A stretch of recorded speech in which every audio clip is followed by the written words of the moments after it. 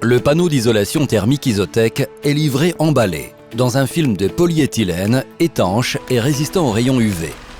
Une fois sur le toit, on peut ouvrir l'emballage comme indiqué.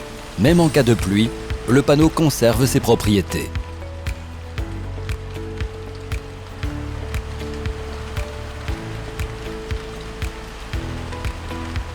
Le panneau se compose d'un cœur en polyuréthane expansé rigide, recouvert des deux côtés d'une feuille d'aluminium gaufrée. Il est équipé d'un litho en acier inséré directement en production. Isotec est disponible dans les épaisseurs de 60, 80, 100, 120 et 160 mm. La largeur varie de 180 à 690 mm.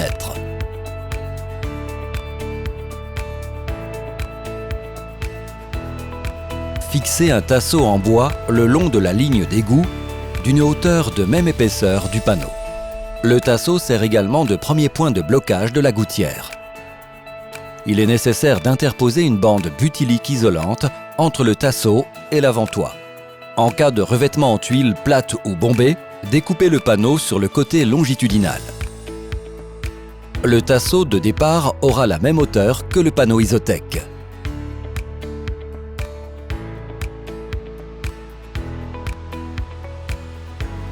Fixez le panneau avec des chevilles à expansion pour les structures en briques et en béton, à l'aide de vis auto-taraudeuses si la structure porteuse est en fer. Enfin, à l'aide de vis d'ancrage sur les structures en bois.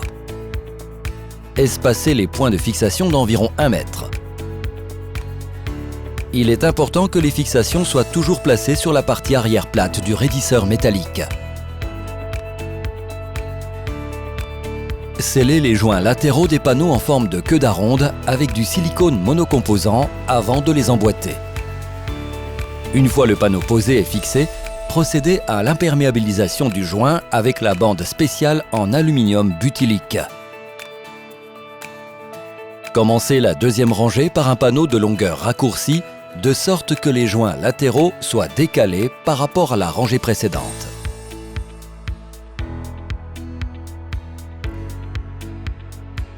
Le panneau peut être coupé en 2 étapes, en utilisant une scie égoïne pour la partie en mousse, puis avec un disque à tronçonner pour la partie métallique. Avant de fixer le panneau, assurez-vous que celui-ci est bien en place et que la pente est respectée.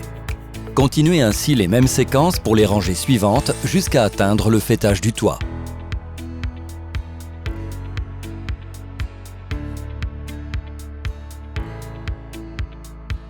Réutilisez les parties coupées du panneau pour la rangée suivante.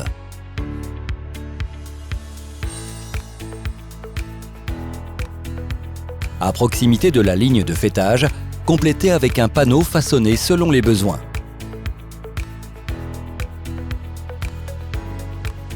Après avoir atteint le faîtage, étanchez avec la mousse de polyuréthane l'espace entre les panneaux au niveau du faîtage. Supprimez l'excès de mousse puis étanchez en appliquant un ruban de butyl aluminium. Fixez un tasseau métallique pour la dernière rangée de tuiles. Fixez les rehausses de faîtage sur le tasseau métallique.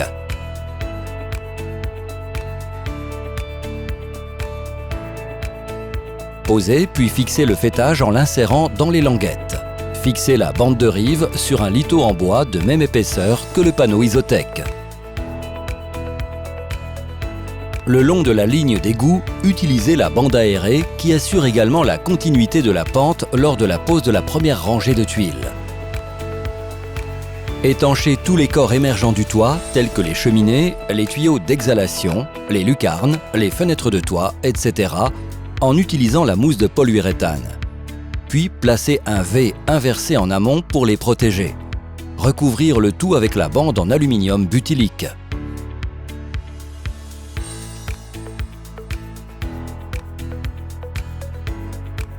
Le panneau Isotec peut être posé sur tous les types de structures, à la fois continues et discontinues. Le panneau peut être posé sur différentes pentes selon le type de revêtement choisi. À partir d'une pente de 1% en combinaison avec des plaques métalliques clipsables, à partir de 5% en combinaison avec des tôles agrafées, à partir de 7% avec des tôles ondulées, à partir de 10% avec des tuiles spécifiques pour les faibles pentes, à partir de 15% avec des dalles de fibrociment ou fibro-bitumeuses, à partir de 30% en combinaison avec des tuiles traditionnelles, spéciales ou des ardoises.